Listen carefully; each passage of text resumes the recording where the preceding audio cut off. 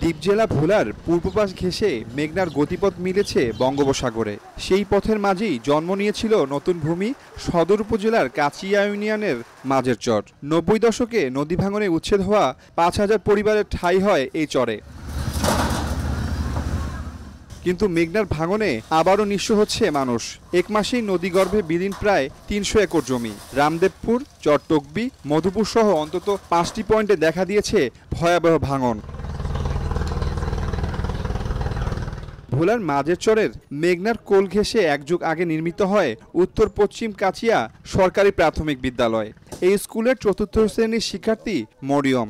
স্বপ্ন বড় হয়ে শিক্ষক হওয়ার, কিন্তু যে স্কুলে তার স্বপ্ন পূরণ করবে সেই শিক্ষা প্রতিষ্ঠানই নদী ভাঙনে বিলীন হওয়ার পথে। তাই চোখে মুখে রাজ্যের অন্ধকার।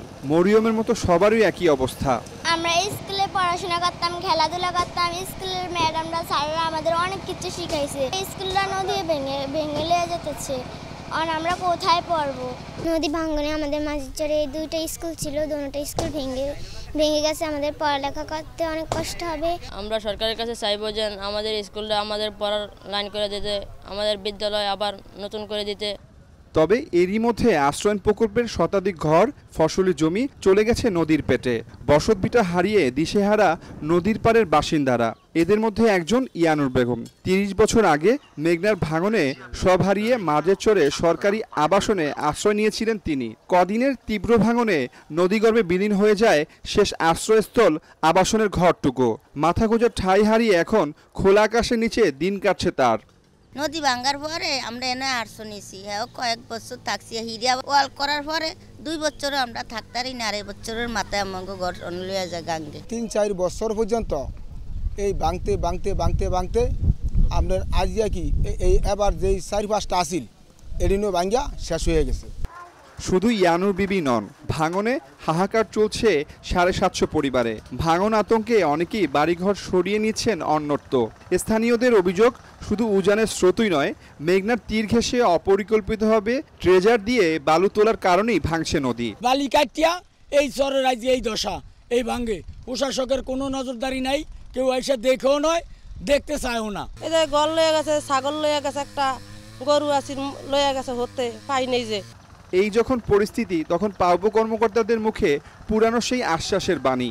প্রতি বর্ষা মৌসুমে বেশ কয়েকটি নিম্নচাপ এবং ভারী বৃষ্টি বলয়ের প্রভাবে ভোলা জেলার বিভিন্ন স্থানে ভাঙন দেখা দিয়েছে। এর মধ্যে শিবপুর, তারপর চর মোহাম্মদ আলী স্কুল, দালাল বাজার, এইসব জায়গায় ভাঙনটা প্রবল হয়েছে। এইসব জায়গায় আমরা ইতিমধ্যেই জরুরি কাজ বাস্তবায়নের জন্য কার্যক্রম গ্রহণ করেছি। যেহেতু এটাই ন্যাশনাল ইকোনমিতে ভালো একটা সাপোর্ট দেয়, সেহেতু আমরা এলাকাটা ভিজিট করে এখানে ব্যাংক প্রোটেকশন ওয়ার্কের মাধ্যমে চরটাকে রক্ষা করা কতটুকু ফিজিবল সেটা আমরা যাচাই করে প্রকল্প প্রণয়নের ব্যবস্থা গ্রহণ করি। জেলা প্রশাসক জানান, বাস্তুচিত্র চরবাসীর দুর্দশা লাঘবে নেওয়া হবে প্রয়োজনীয় ব্যবস্থা। ইতিমধ্যেই সদর উপজেলা নির্বাহী অফিসারকে আমি নির্দেশ দিয়েছি, সেখানে গিয়ে তাদের যেখানে জায়গা আছে আমরা তাদেরকে আপাতত থাকতে দিব এবং পরবর্তীতে তাদেরকে ওই জায়গায় স্থায়ীভাবে যাতে বসবাস করতে পারে, যদি নিষ্কণ্টক হয় জমিগুলো, তাদেরকে আমরা বন্দোবস্ত দেওয়ার ব্যবস্থা করতে পারি।